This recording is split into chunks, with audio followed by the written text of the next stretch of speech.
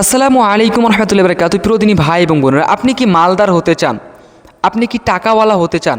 আজকে আমি কোরআন এবং হাদিস থেকে একদম রেফারেন্স দিয়ে, দলিল দিয়ে এরকম 5টি আমলের কথা বলবো, যে আমলগুলো যদি আপনি আপনার ডেইলি লাইফে রুটিনে নিয়ে আসতে পারেন, অবশ্যই আপনার জীবনে টাকা পয়সা বরকত আসা শুরু হবে। দেখো, অনেক সময় আমি দেখেছি অনেক ছেলে, আমি যেহেতু একটা ছেলে, আমি ছেলেদের বিষয়ে বেশি জানি, কিন্তু মেয়েদের ক্ষেত্রে এই আমলগুলো কাজ করে। সেটা হচ্ছে কি, অনেক সময় টাকা পয়সা আমরা রোজগার করতে যাই, বারবার একটা জিনিস, ব্যবসা করতে যেতেছি, বিজনেস করতে যেতেছি, সব জায়গায় শুধু জাস্ট ফেল হইতেছি, কোনো কাজে উন্নতি হইতেছে না। বারবার নিজে নিজে ভেঙে পড়তেছি, মনে হয় আমার দ্বারাই কিচ্ছু হবে না, আমি আর মনে হয় কিছু করতে পারবো না, আমার দ্বারাই কিচ্ছু হবে না, আমার দ্বারা উন্নতি হবে না।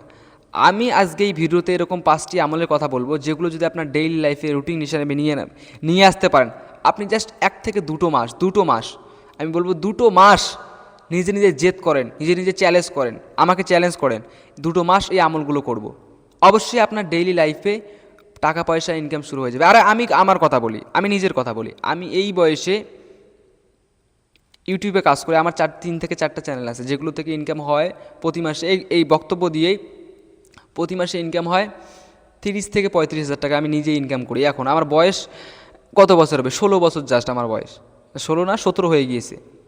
আপনি পারবেন না?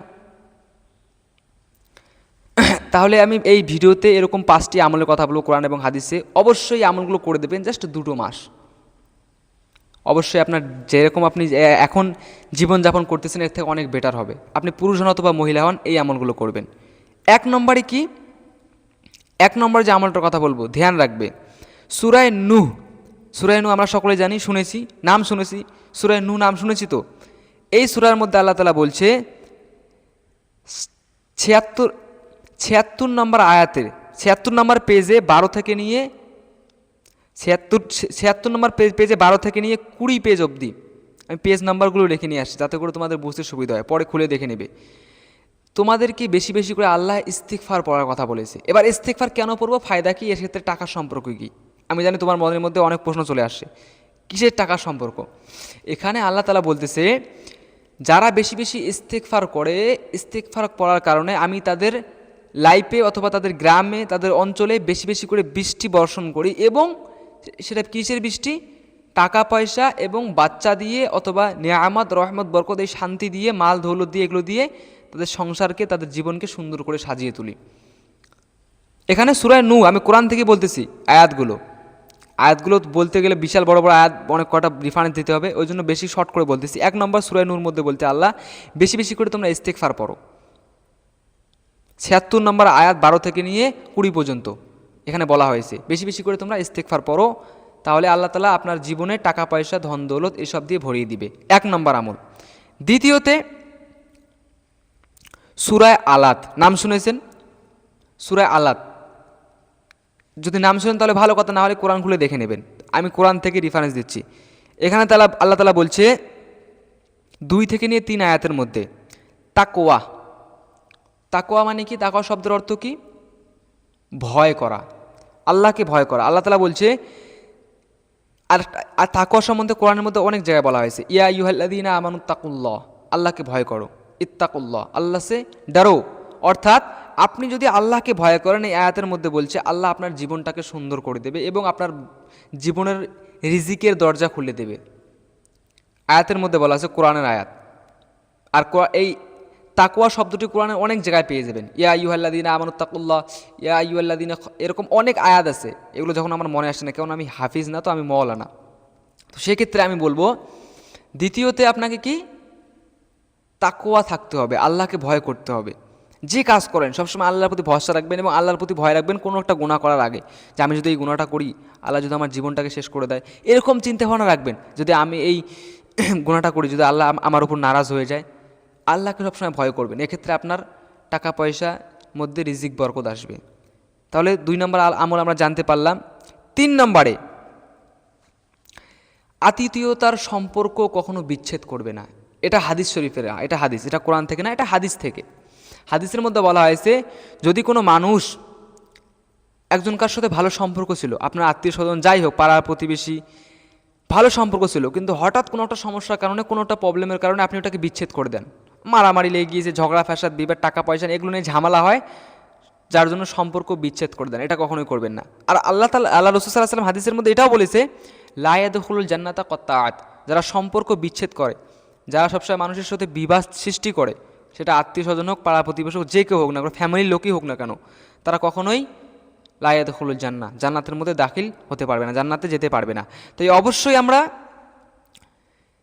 3 নম্বরে কি বললাম, আতিথেয়তার সম্পর্ক কখনো বিচ্ছেদ করবে না। আর যখন একটা আতিথেয়তার সম্পর্ক, যে মানুষের সাথে সবসময় মেলামেশা করে, যে মানুষের সাথে সবসময় ভালোভাবে কথা বলে, এই সমস্ত লোক দেখবেন যারা বিজনেসম্যান, আমি আপনাকে যুক্তি দিয়ে বোঝাচ্ছি, যারা টাকাওয়ালা লোক, যারা ব্যবসিদ্দার লোক, যারা জব করে, এরা দেখবেন মানুষের সাথে যখন একটা মানুষের সাথে কথা বলে, এদের সাথে কথা বলার একবার ওদের স্পার্টটা দেখবেন কীভাবে কথা বলে, একদম মিষ্টি মিষ্টি কথা বলে, কখনোই মানুষের মনে আঘাত দেয় না, এরকমটা হয় না? তাহলে এদের লাইফে কেন এত বরকত আসতেছে? আসলে আমরা মুসলমান, আমরা নিজেরা কোনো আমলই করি না, যার কারণে আমাদের বরকত সমস্ত কিছু আল্লাহ তাআলা তুলে নিতেছে। আর ওরা যেহেতু হিন্দু বা খ্রিস্টান হোক, বৌদ্ধ হোক, যে কোনো ধর্ম পালন করুন না কেন, তারপর ওদের মধ্যে কেন এত রকম উন্নতি দেখতে পাইতেছেন বলেন না? হ্যাঁ, হয়তো বা অন্য স্রষ্টাকে খোদা হিসেবে মানে, কিন্তু তারপরেও এই যে সিফাতগুলো আছে, এই যে গুণগুলো আছে, তাদের মধ্যে পাওয়া যায়। কেউ দেখবেন হিন্দু ধর্ম পালন করার পরেও সে কখনো মিথ্যা কথা বলে না। ভালো মানুষ হয় না হিন্দু ধর্মের মধ্যে? অবশ্যই ভালো মানুষ হয়। সে কখনো মিথ্যা কথা বলে না, সে মানুষকে কখনো কষ্ট দেয় না, সে কখনো আতিথেয়তার সম্পর্ক বিচ্ছেদ করে না। এই বিষয়গুলোর দিকে ওরা এগিয়ে। আর আমরা মুসলমান শুধু ঝগড়া ফ্যাসাদ বিবাদ এগুলো লাগিয়ে ফেলি। তাহলে 3 নম্বরে আমরা কখনোই আতিথেয়তার সম্পর্ক বিচ্ছেদ করবো না, তাহলে আল্লাহ তাআলা আপনার টাকা পয়সার বরকত দেবে। তারপরে এটা আমরা সকলেই জানি, এটা কোরআনে বলা আছে, 266 নম্বর পেজে বলা হয়েছে, 2 নম্বর আয়াতে বলা হয়েছে দান সদকা। আর এটা দান সদকার কথা হাদিসে আপনি হাজারো রেফারেন্স পাবেন, যেখানে বলা হয়েছে তোমরা দান সদকা করো, আমি তোমার মালকে বাড়িয়ে দিব। তোমরা দান সদকা করো, তোমার রব তোমার মালকে বাড়িয়ে দিবে। আল্লাহ রাসূল সাল্লাল্লাহু আলাইহি ওয়াসাল্লাম বলেছে হাদিসের মধ্যে, এটা অসংখ্য হাদিসের মধ্যে পেয়ে যাবেন। দান সদকা করা, আমরা ভাবি না যে মানুষকে দেবো, মসজিদে দিব, মাদ্রাসায় দেবো, এতিম বাচ্চাদের খাওয়াবো, গরিবদের দেবো, হ্যাঁ দিলে তো টাকা পয়সা কমে যাবে, আমার সম্পদ থেকে চলে যাইতেছে, এটা ভুল ধারণা। আরে আল্লাহ তাআলা তোমাকে টাকা দিয়েছে, টাকাটা কার? তোমার বাপের। পৃথিবীর জমিনে যে তুমি জমিনগুলো নিজের বলে, এগুলো তোমার জমিন? এগুলো কিচ্ছু তোমার। এমনকি তোমার যে শরীরটা আছে, তোমার হাত পা চোখ কান নাক মুখ, এই যে জিসিমটা তোমাকে দেওয়া হয়েছে, এটা কি তোমার? আমাকে বলো, এই যে তোমার শরীরটা দেওয়া হয়েছে, তোমাকে যে এত সুন্দর করে একটা জিসিম দিয়েছে আল্লাহ তাআলা, একটা বডি দিয়েছে, এটা তোমার? এটাও তো তোমার না, এটাও তো আল্লাহর দেওয়া, এটা তোমার নিজের কি বলো? তাহলে তোমার নিজস্ব বলতে কিচ্ছু নেই।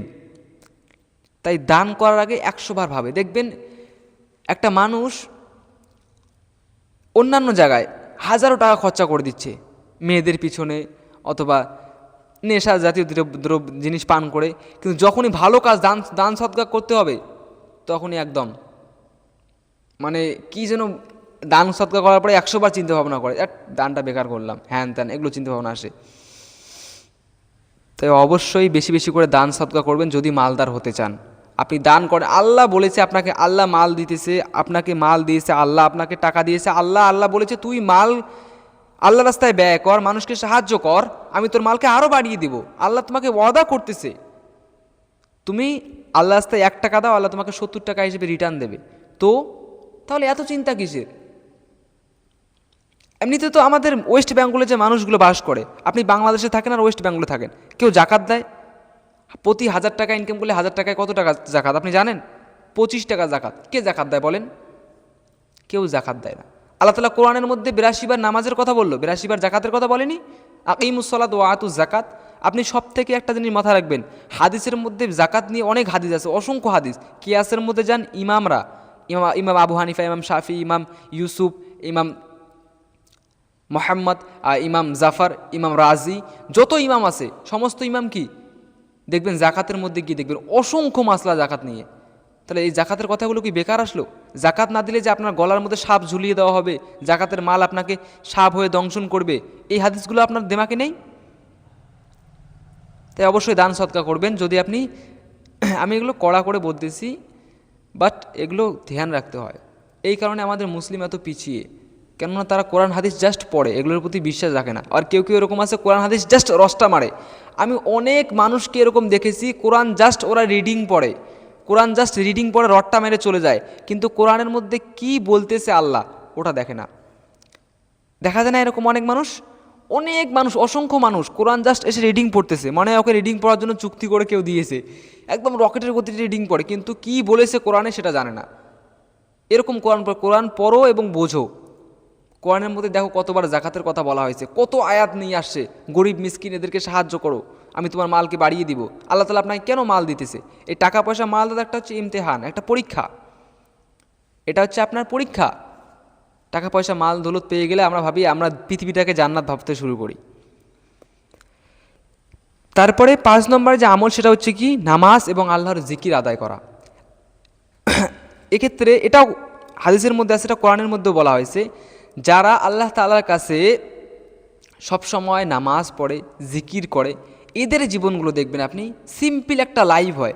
আমি বলবো যে মানুষগুলো নামাজি, খুব কম মানুষ দেখবেন ধনী, বিশাল ধনী খুব কম মানুষ, কিন্তু অল্প ধনী, কিন্তু সেই ধনী যে সে যে জীবনটা যাপন করতেছে, আপনি দেখবেন তার জীবনে কোনো রকম কোনো টেনশন নেই, কোনো রকম রিস্ক নেই, একদম রিল্যাক্স ফিল করতেছে, কোনো রকম কোনো টেনশন নেই, কোনো সমস্যা নেই, যা টাকা ইনকাম করতেছে তাই দিয়ে বিন্দাস চলে যাইতেছে।